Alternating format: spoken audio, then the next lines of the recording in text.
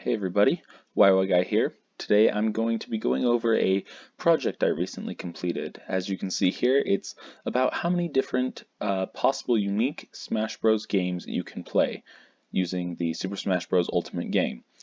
Now, really, I'm not going to be going over everything in this document. I'm mainly going to be skimming it. Really, what I want to do here is kind of explain some of the ways I was able to do this, some of my thought processes, kind of some of the problems I ran into and how I overcame those. I will link to the document in the description, and I feel like I worded it fairly well so that the majority of people can understand it without having to know a ton of math or very advanced math. It kind of explains some of the more difficult concepts. So if you want to read through it, it should be mostly understandable. Um, hopefully, hopefully I did a good job of that. Anyway, so yeah, basically, I first had to decide what exactly I was going to do. So I sat down and I made a list of what will be included and what won't be included. And I excluded certain things for certain reasons. For example, lots of things like anything custom, such as custom stages or custom Miis. There's basically infinite combinations of those, so I decided those are just not going to be included. And then there were some other things such as like pausing. Even though that is kind of an important option, it doesn't really directly affect the gameplay, so that was kind of a personal decision to leave that out. Obviously, there were some other things that I left out that, depending on how you calculated it, could change the number up a bit, but I feel like the number I calculated using these things right here accurately represents how massive this game is. So that was the first thing I did. Now, what I wanted to do is I started easy. So I started with some of the easiest problems I could think of, which was calculating how many different move sets you have for Mii fighters. Some of that was some pretty basic calculations compared to what I had to do, because I wanted to just make sure I could understand it enough that I could do something. So actually, the first thing I actually did the entire project was the VR mode. This came in later, but VR mode was the first mode I chose because it was the simplest of the 5 modes I was doing. It only had a couple of different options, only about half the stages were available, and Mii fighters weren't even included. So once I had gotten this single page done and come up with this number here, I felt like, hey, I can actually do this. So as I was continuing on, I went on to Super Sudden Death, which it was definitely more difficult, a lot so, but it was not nearly as hard as some of these other modes. One thing I'm going to note here, before I go any further, one of the first problems I ran into is I needed to find any sort of calculator that would not round huge numbers. A lot of the websites I was using, like this formula here, it would put it in scientific notation, which scientific notation is great, but I wanted my numbers to be accurate to the ones place, so I was thinking, how can I do this? How can I get this whole thing to work and not round anything? So I actually ended up using Python. I used Thonny, which is a Python IDE, and I was just able to multiply the numbers and then print that result. And I'm actually going to be doing some videos on those programs that I used and some of the other things a little later on. So keep a lookout for those if you're curious to know what they were. They're not super advanced, it's really just some basic calculations and a print statement. But if you're curious, I will be doing those soon. So that was my first problem I had tackled, and once I found that, I knew I could probably do this. But I ran into a lot more problems. So some of this, all this was fairly easy. One of the problems I ran into early on, but was pretty easy to manage, was this team battles thing, because there's a team attack on or off option, which basically means whether you can attack your teammates. And I realized that's only going to apply to team battles. And that's when I had the realization I have to figure out team battles. These were both very discouraging things I realized. So the way I went about that is I actually split the calculation into basically 2 branches, team battles and non-team battles, and kept them separate. Now, if we go a little further down, I got to the point where I was saying, okay, well, how many ways can you set up a 3-person match if you have team mode on? And I was trying to solve that, and that one stumped me for a day or two. And then I found this method, which I felt to be the most reliable. So this is the example I did for all 8 players, and you can do this with 7, 6, 5, but I did it for all 8 because it's the most complicated one. So basically what I did is I said, okay, how can we split 8? We can split it into 1 and 7, 2 and 6, 3 and 5, or 4 and 4. And then I kept splitting those numbers until we either could not figure out how to split them anymore, or there was a max of 4 digits because there's only 4 possible teams when you're playing Smash Bros. And then I circled all the unique numbers and X'd out all the ones that weren't unique, and that is how I was able to find how many different ways you can set up a match using a certain number of players. So I did that with numbers 3 through 8, because if you have a team battle with 2 players, it's basically the same thing as a regular battle. So I listed those all out here, and then I realized, okay, wait, but let's be real here. How many ways can you do a 2v2v2v2, for example? And that stumped me for a bit. So as you can see, I was coming across problems left and right, but I was able to overcome this one as well. So I gave a super short example here using a 2v1 match, and I called the players X, Y, and Z and said, okay, well, obviously we can see that there's 3 ways to do that. So how would we mathematically calculate that, though, rather than counting it all out? So basically, we're taking, using some factorials here and dividing out all the duplicates, and then we get our answer. So I said, okay, well, using that 2v2v2 example, we can see that we have 8 players total, and since we're doing 4 teams of 2, we divide it by 2 factorial 4 times, and that gives us our answer. So I was really glad I was able to find this mathematical way of doing it, because otherwise, for example, just this one, I would have had to count 2,520 ways. So at one point I was debating calculating them out by hand, and after I found the mathematical way, I was so glad that I didn't attempt that. So I went on from there, adding up all the ways you can do teams, and then multiplying it by how many characters you can do, and then I multiplied it by how many rule sets and stages you get, added the team and non-team modes together, and there's our final mode. Or final number, sorry about that. Now regular Smash, one thing I love to point out on this document is if you go to the table of contents, you can see the numbers slowly increase, and then there's a significant jump. And that jump is regular Smash. It takes nearly 20 pages just to do this one mode, because obviously, you know, it's the main mode of Smash Bros. It's massive. So I was going about this one just the way I did the Super Sudden Death mode. Started with the rule sets, multiplying them, and then I came across probably the hardest roadblock of this entire project, and that was Stage Morph. So Stage Morph gave me a lot of grief because it's conditional. And what that means is, here I'll scroll down to where we can see this. So Stage Morph can be set to 11 different options. It can be off, random, or one of these 9 different time intervals. Now off is pretty easy and random can be applied to everything. But for example, let's say you're doing a 2-minute timed match. You cannot have a 5-minute Stage Morph.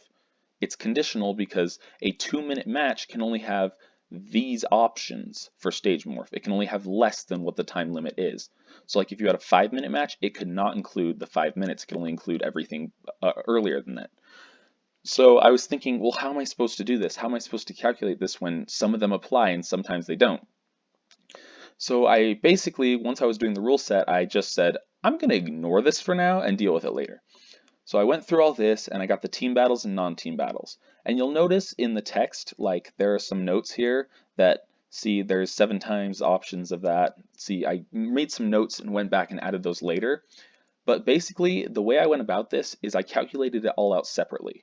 So if we scroll down a bit here, you'll see I started with the team battles because I've already split it into team battles and non-team battles. And I said, okay, well, for every single way you can play, which is this big number, there you can do all forms of random. You can do random Stage Morph no matter what the time limit is.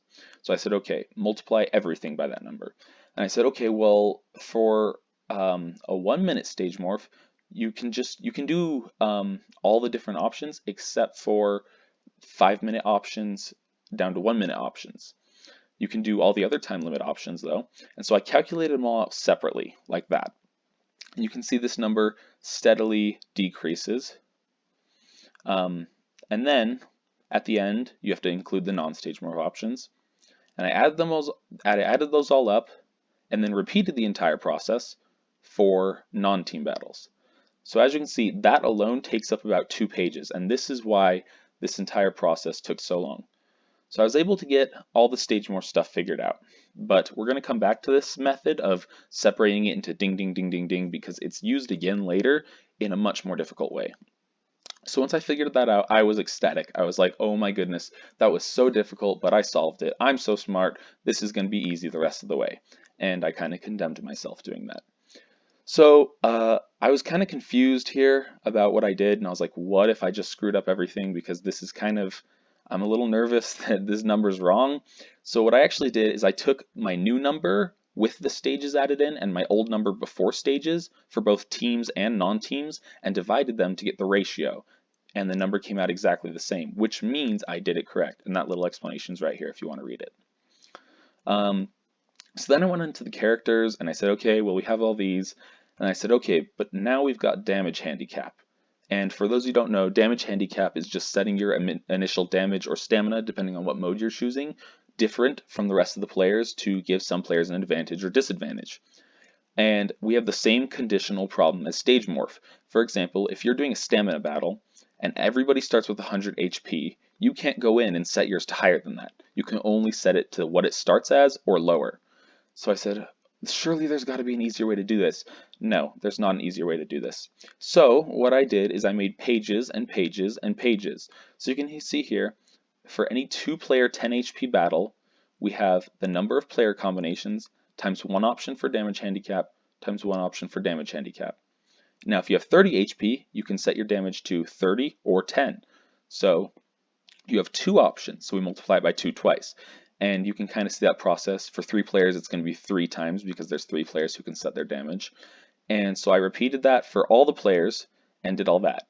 And then I said, okay, finally we got all that work done, and now we got to do it for team modes. So 3 players, 4 players, 5 players, 6 players, 7 players, 8 players. You can see why regular Smash took the most time.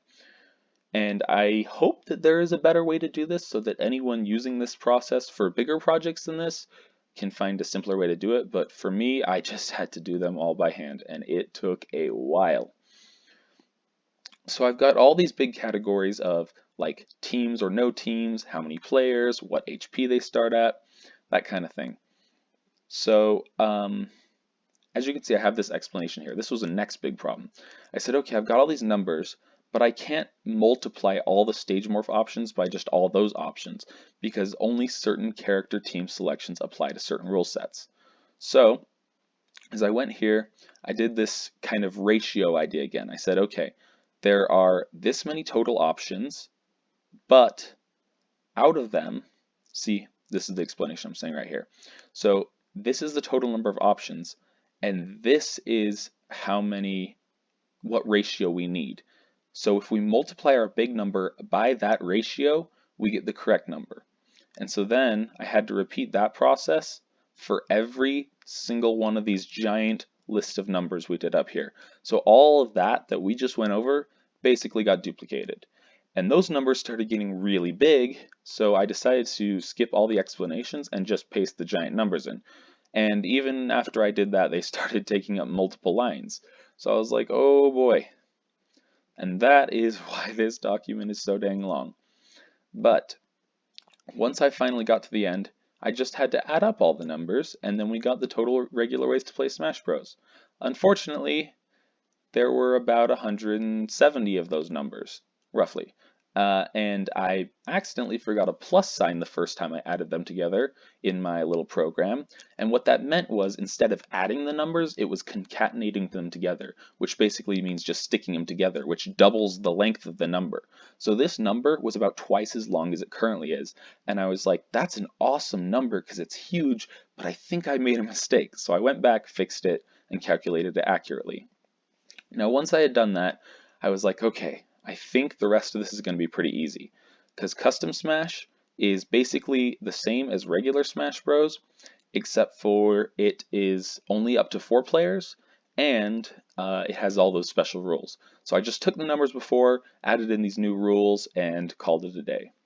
Finally, we had Squad Strike, and I thought Squad Strike was going to be super easy, but then I ran into probably the second biggest problem of this whole project. And when I was really close to the end, I mean, at this point I had 27 pages, I was really, really nervous I wasn't going to be able to finish it. So basically, the problem I had here was that when you're choosing, well, first let me explain why I thought this mode would be easy. There's only one mode of Squad Strike I had to do, which was tag team, because the others are multi-round, which means they don't apply to this calculation. But so I was thinking it's going to be really easy. I'll just go in. There's only 2 players. You don't even have to worry about teams or anything. It's going to be cake. So I went in. I was doing all the stage hazard stuff, all this rules, and I was like, man, this is really easy. And then I got to the character selection, and I realized I don't really know how to do this. And the main problem here was Pyramithra and Pokemon Trainer, because they have multiple forms, which I was counting as separate characters. I was saying basically what that means is if you're playing as Pokemon Trainer, if you start as Charizard versus Squirtle, those are considered separate games. And, you know, obviously that can be debated whether that should be how it is, but for me, I decided that changes it enough that I'm going to include that. So I was looking here, and I was like, how am I going to go about that? As you can see, I did the stage morph options again, and here's where I really got to the Pokemon Trainer and Pyramithra. So I said, oh, and the Mii Fighters were also part of that, because they technically have 81 forms each, which I know is a weird thing to think about, but yeah, with all the different movesets they have. So I was like, okay, how am I going to do all these characters? Because I was thinking you could just do, we have 86 characters, so you could just do 86 times 85 times 84 if you're picking 3 characters, right? Which is kind of what I'm explaining here. And I was like, but wait, I'm counting all 3 forms of Pokemon Trainer as a separate character. But in the game, they don't treat it as a separate character. So you can't choose Charizard for your first fighter and Squirtle for your second. Once you've chosen Pokemon Trainer, you can no longer choose Pokemon Trainer again. And so I said, okay, basically what I did is I said, okay, let's pretend they're all separate characters. And I said, okay, 86 and 3, and we're going to use the combination formula. And this is how many ways you could choose 3 characters without replacement, meaning you can't choose the same character twice. And I said, okay, well, now we need to figure out how many out of this that Pokemon Trainer is selected. And I wasn't exactly sure how to do that. I couldn't find an easy answer. And I went about that problem a couple different ways and solved it 2 different ways. I said, okay, well, let's say you were only choosing 1 character. 1 out of the 86 different ways to choose characters would be that character. But we're choosing 3, so it kind of makes logical sense that 3/86 of this number would be the number of times a single character is chosen. And I said, that makes sense, but how could I prove that? And I said, okay, well, we're choosing 3 characters, and one of them has to be this character that we've selected. And we have 85 other options and 84 other options. And 85 times 84 is actually the same number as 3/86 of this number, which verifies that calculation. So I was like, great, that's awesome. And so out of this many different ways, 3,570 are Mario. 3,570 are Pokemon Trainer. And I said, okay, but since we have those different forms, we're going to multiply that number by 3 within this big number. So basically, we're just going to add this number 2 more times. And then 1 more time for Pyramithra. And then for the Mii Fighters, we added in 81 more times, 81 more times, and 81 more times. So I added all that in, got my final number, and that was how I tackled that problem. And then I used the same process for the 5v5 mode, calculated it all out, added up the numbers, and got my final number. And then about midway through this project, I thought, these numbers are astronomically large. How are we going to understand them? Because I was actually learning quite a bit about big numbers in general. So I was like, you know what? I'm just going to put in some comparisons. So I got the final number here. All these numbers added together gives this big number. And then I looked up how we could pronounce that. I have a scientific notation here. Changed a modified version of scientific notation, which tells us how to pronounce it. It's technically 16.9 thousand vigintillion, but we're going to round it to 17,000 vigintillion because it's easier to say. But there's the full number written out. And then I said, okay, here's where we're going to do those comparisons I mentioned. So I said, okay, I found some great websites here, Live Science, Universe Today, and ThoughtCo, and got some numbers from them. And I said, okay, well, this tiny number is the number of trees on our planet. This tiny number is the number of grains of sand on Earth. This tiny number is the number of stars in the universe. You get the idea. And throughout this whole process, I was looking up how many atoms are in the universe, and I was super hopeful it was going to exceed that. Now, unfortunately, it did not, but I still wanted to include that comparison. So for every atom in the universe, or no, for every Smash Bros. Game, there are this many atoms in the universe, which is quite a bit when you look at that number. It's like million, billion, trillion, 5.9 trillion atoms for every Smash Bros. Game. So it's like, well, it's not that big. But when you compare that to how small an atom is, that means for each Smash Bros. Game, you get about 6% of a human cell. So it is still super large. Anyway, the whole project in total took me about 2 weeks to complete, almost exactly to the day. I started it, and then when I finished it, I was like, man, that felt like forever. And I went back and looked at my start date, and it was only 2 weeks. So I was like, that's kind of impressive. I worked on it almost every day in that time. I don't think every single day. It was probably more like 12 of the days. But when I did work on it, I would try and get like a vast majority of whatever I was currently working on done. So that's how I did that. Now, one last problem I want to mention before I end this, and this will be showed in my programs thing again, but I'm going to go back to this page to illustrate it.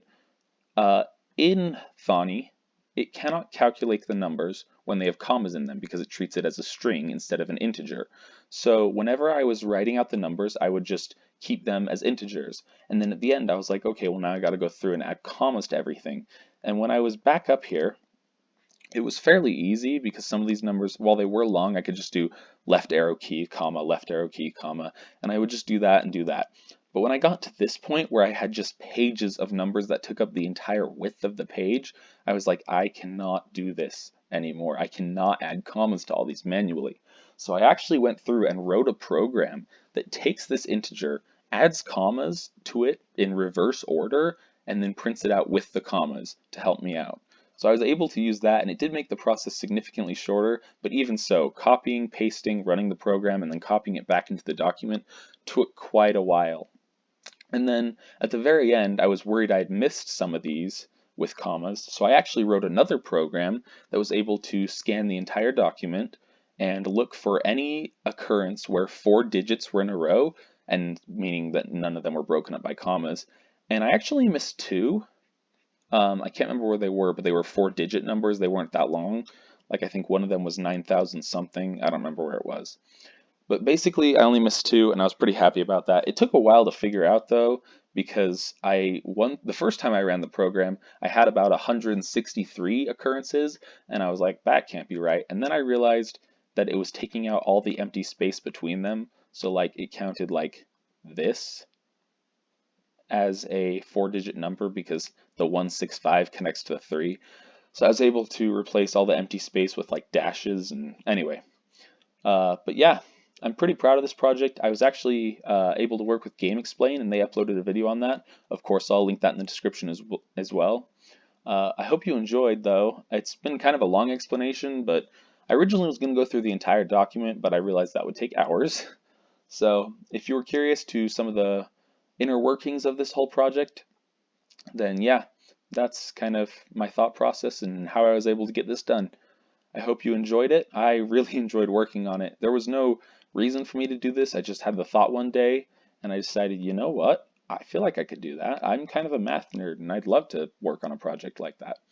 So I just sat down and started it and every day worked a little bit more on it. Anyway, thanks for listening. Thanks for watching and hope you can check out the rest of my channel and have a nice day.